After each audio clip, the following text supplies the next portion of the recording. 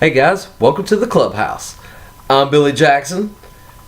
This is my cat Tack, and today we're going to be reviewing Ready Player One.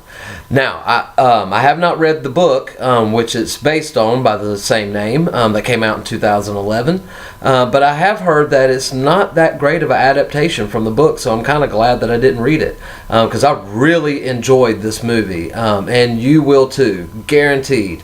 It's a fun action adventure flick. I mean, it's done by Steven Spielberg, and you can totally tell this is a Steven Spielberg film made in 2018. You know, it's not Raiders of the Lost Ark or anything like that where everything's practical effects.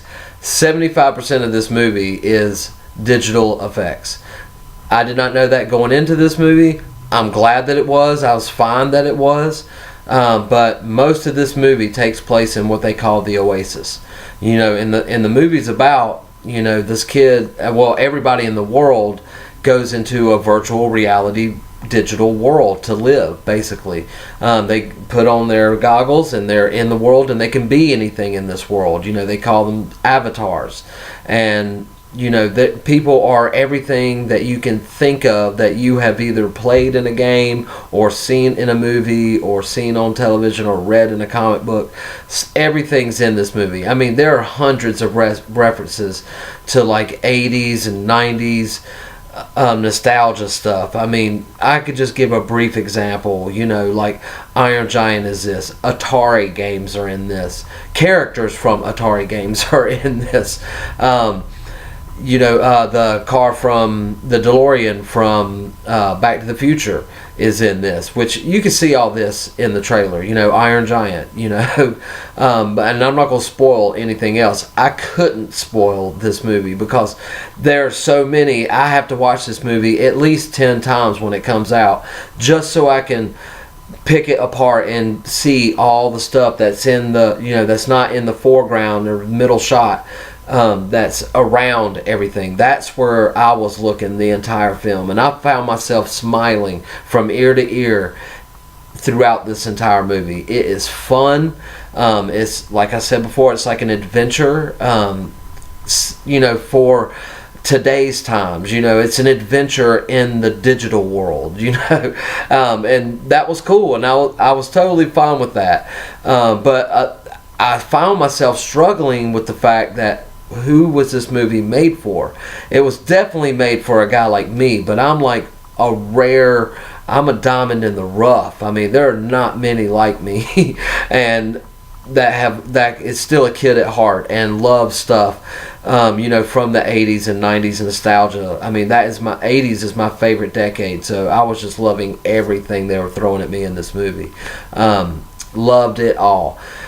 The acting could have been a little bit better. I wasn't pleased with the lead actor. I can't remember his name, but he played Cyclops in the X-Men Apocalypse movie, and I was happy with him in that role. I thought he did great, and this is the only other role I've seen him in, and I thought he was going to bring it again, but he just felt kind of plain. You know, I wish they would have, you know, got a more high caliber actor to play this role. Then I would have been more engaged with what was going on with him. But I found myself not even engaged with what was going on with him and everyone else. I was really more curious about what they're showing me in the background for most of the time I was watching this movie. The story's just kind of, you got to get the keys to find the Easter egg in the Oasis, and that's it. That's the plot of the movie. Now, I am going to spoil a little bit of this movie by letting you know what they have not shown you in any trailers or have talked about in any regular review. It's only in spoilers reviews. But I'm not going to review it or anything. It's just one little scene in this movie that's my favorite scene.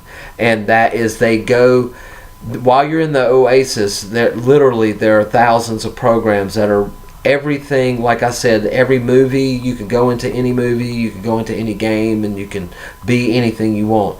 Well, they go in, part of one of the challenges in this movie is going into the movie The Shining and actually having to live through some of the scenes in The Shining.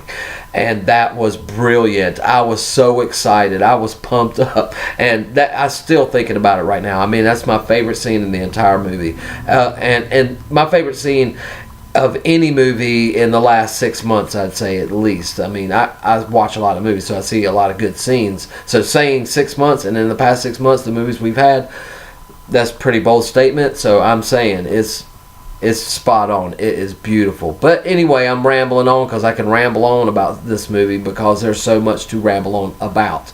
But you need to go out and enjoy it for yourself. Now, that being said, I'm giving this movie a 8.5 out of 10. Not the best movie in the world, but man, I had such a good time, and it's entertaining. It's not for everyone. I felt myself trying to figure out who this movie was really for. It was for a guy like me. That's why I'm giving it such a high rating, because I loved it for what they gave me. But for some people, they're going to get a little bit of the 80s nostalgia and some of the jokes and some of the references from the 80s and 90s.